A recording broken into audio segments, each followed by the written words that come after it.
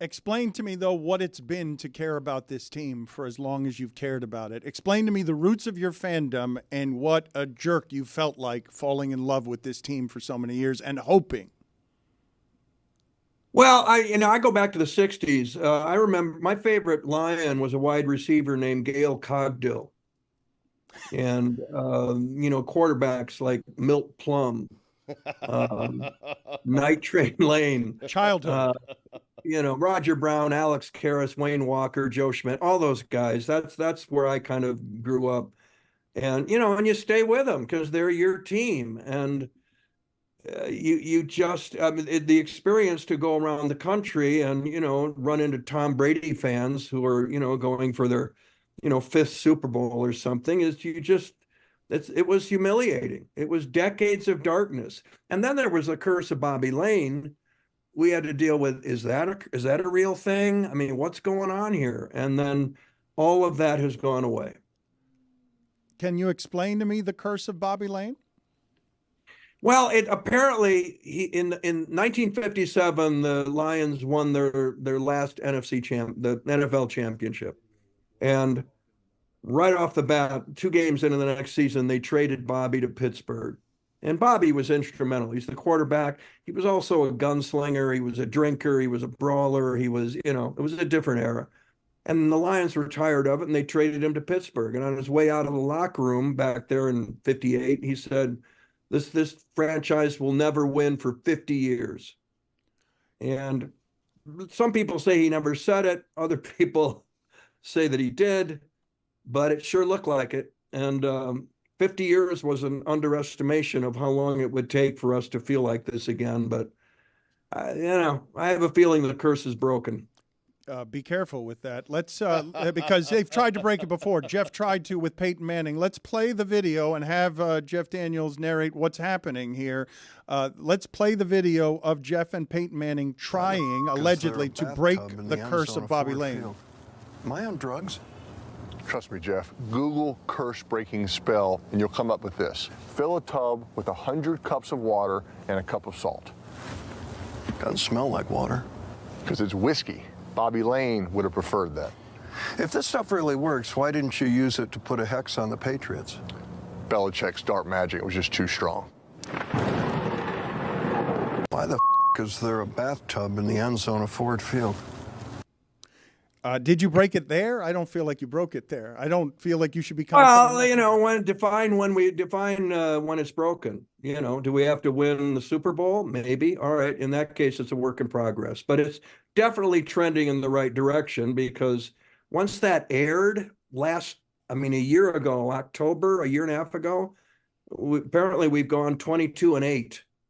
And usually it was the other way around. So it's a work in progress. That's for sure. When is the last time or any time the Lions have felt close to this for you? Has to be Wayne Fonts. Not even then. Really? No, not like this. Not like, the Tigers in '84 or the Red Wings, they won the cup after 42, 44 years. That's what this is times 2 because it's been so long. No, I have never felt this, not in my lifetime, not with the Lions. Can you explain to me what it means to have this as part of your regional identity in Detroit and what it means to the city of Detroit and what do you think is happening all around you in Detroit? Well, we've always been, we live in flyover country and they fly over us for a reason because they don't want to be around us or they want to get to the coast. They want to get to where the more important, bigger, all that stuff. So there's always been kind of this inferiority complex that ends up being a chip on our shoulder. But, we haven't done anything. And in the case of the Lions, we haven't done anything. So we've done a lot so far. But what this would do for us is, just people from this part of the country to be able to walk around and go, no, I'm from Detroit. I'm from Detroit. And it's not a negative thing. It's not something to be considered inferior by the coasts. So that's always been in the air. And this is one way that at least people in this corner of the country can put an end to that, at least temporarily. That's pretty interesting, the weight that you're putting on that, right? That to be from Detroit, is something negative unless you win 2 more football games. Well, I mean, just ask anybody who's, thinks of Detroit and all of that. It's always been less.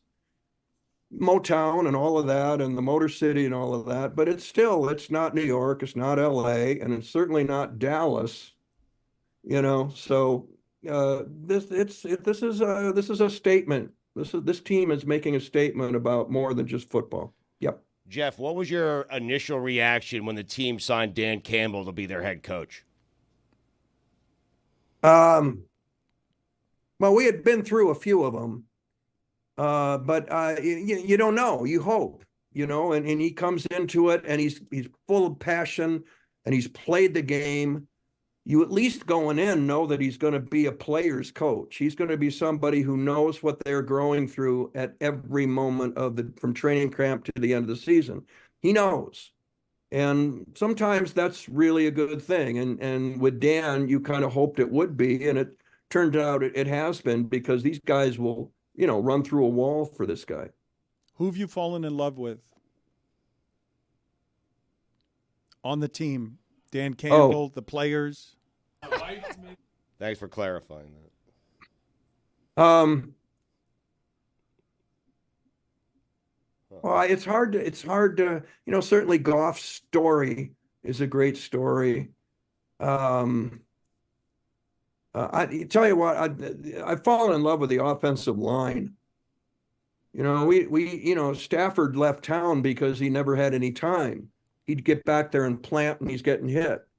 And I'm in love with that offensive line, because when they're all on the field together, it's Mount Rushmore. It's really hard to get through those guys. So, those would be the guys I'd fallen in love with.